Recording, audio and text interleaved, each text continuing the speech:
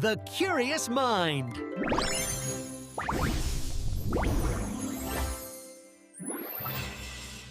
So why are Iran and the United States locked in this, well, it's like a 40-year Cold War, right?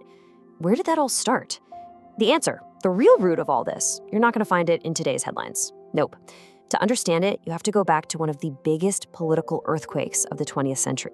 And that's what we're going to get into right now. We're talking about the 1979 Iranian Revolution and how it completely remade the country from the ground up, flipping the script and turning a major U.S. ally into one of its biggest adversaries.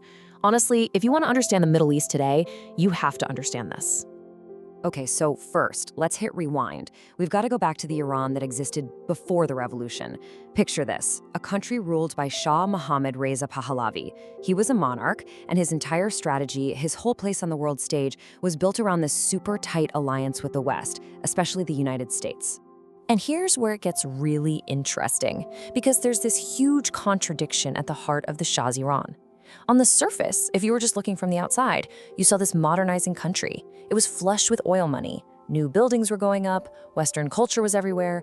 But underneath all of that shiny stuff, oh man, it was a pressure cooker of resentment, just building and building, with no way to let off steam.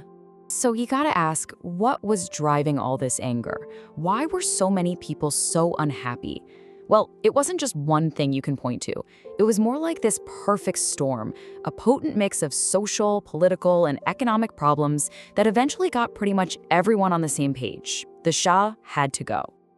Let's break this down. First, you had the Shah's White Revolution.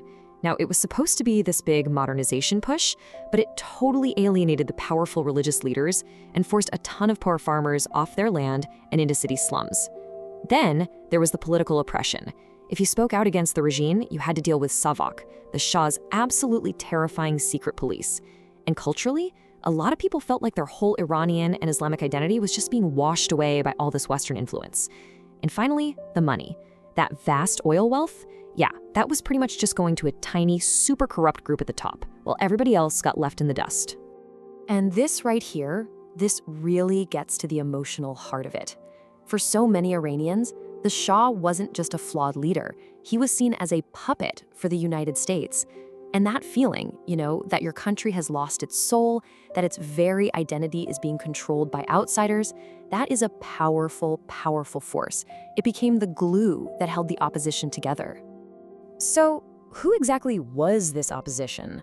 Well, this is what's so wild. It wasn't one single, unified group. Not even close. It was this bizarre, unlikely alliance of people who, honestly, under any other circumstances, would have absolutely nothing in common. But they all shared one single goal. I mean, think about this coalition. It was a real big tent. On one side, you have the religious clerics, who dreamed of an Islamic state. Then you have the secular left, the Marxists and socialists, who wanted a totally different kind of revolution.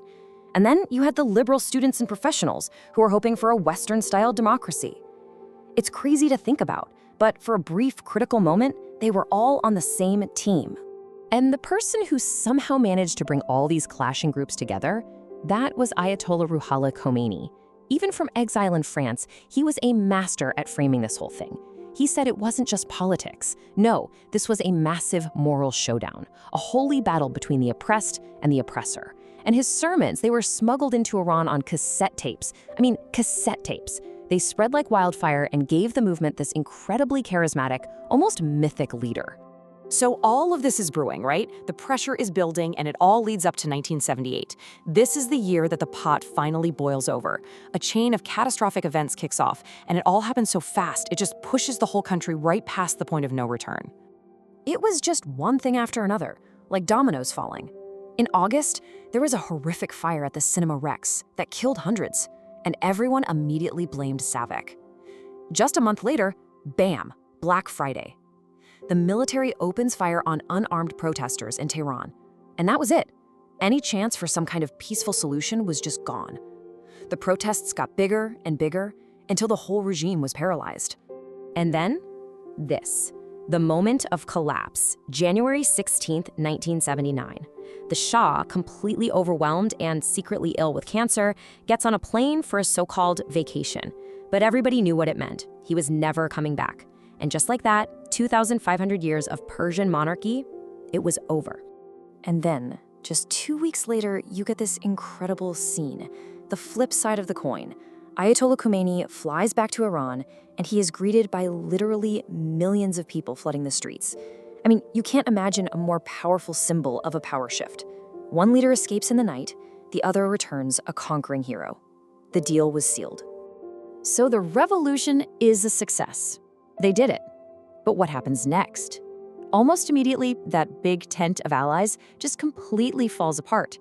And in its place, a brand new conflict starts to take shape. The very conflict that sets the stage for the next 40+ years of tension with the West. So this is the really critical part. What kind of government actually replaced the Shah? It wasn't the democracy the liberals wanted, and it wasn't the socialist state the leftists had fought for. Nope. The clerics moved fast, and they consolidated all the power. Iran became a theocracy, a government ruled by religious leaders and religious law. It was a radical, fundamental transformation of the country. And right away, this new government had a clear enemy in its sights, the United States, which Khomeini famously called the Great Satan. The final straw came when the US let the exiled, dying Shah into the country for cancer treatment. For revolutionary students in Iran, this was the ultimate betrayal. And their response? They stormed the US embassy in Tehran. 444. Just let that number sink in for a second. For 444 days, 52 American diplomats and citizens were held hostage. This crisis was on the news every single night, all over the world. It completely shattered any hope of a normal relationship between the US and Iran. The break was now total and absolute. I mean, this really sums up the whole story, doesn't it? The revolution didn't just change Iran's government. It flipped its entire identity on the world stage. It went from being this pro-Western autocracy, a pillar of US policy in the region, to a fiercely anti-Western theocracy. The entire chessboard of the Middle East was redrawn overnight. And the shockwaves just kept spreading.